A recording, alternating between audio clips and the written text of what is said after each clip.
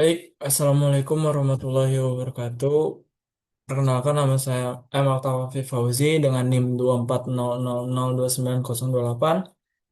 Pada kesempatan kali ini saya akan mempresentasikan terkait tugas yang diberikan oleh dosen yaitu terkait Google Trends seminggu pasca kebijakan antisipatif dalam cegah gagal ginjal akut misterius pada anak. Selanjutnya itu di bagian latar belakang ada pada tahun 2022, Indonesia mengalami peningkatan kasus gagal ginjal akut misterius pada anak yang diduga berkaitan dengan cemaran etilen glikol atau EG dan DEG atau dietilen glikol pada beberapa obat sirup. Nah, kondisi ini mendorong pemerintah mengeluarkan kebijakan penghentian sementara penggunaan obat sirup pada anak-anak. Karena apa? Karena dapat menimbulkan tingginya perhatian masyarakat sehingga banyak orang mencari informasi melalui internet. Oleh karena itu, Google Trend digunakan untuk mengetahui perubahan pola pencarian masyarakat setelah kebijakan diterbitkan serta menggambarkan respon masyarakat terhadap isu kesehatan tersebut. Lalu untuk metodenya itu dia menggunakan data analisis data sekunder.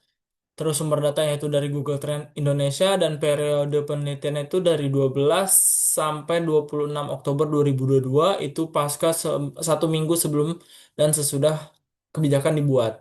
Lalu pemilihan katanya itu awalnya itu ada 20 kata kunci yang dipilih, ada 20 kata kunci dan yang dipilih itu ada 5 kata kunci dengan volume pencarian RSV tertinggi.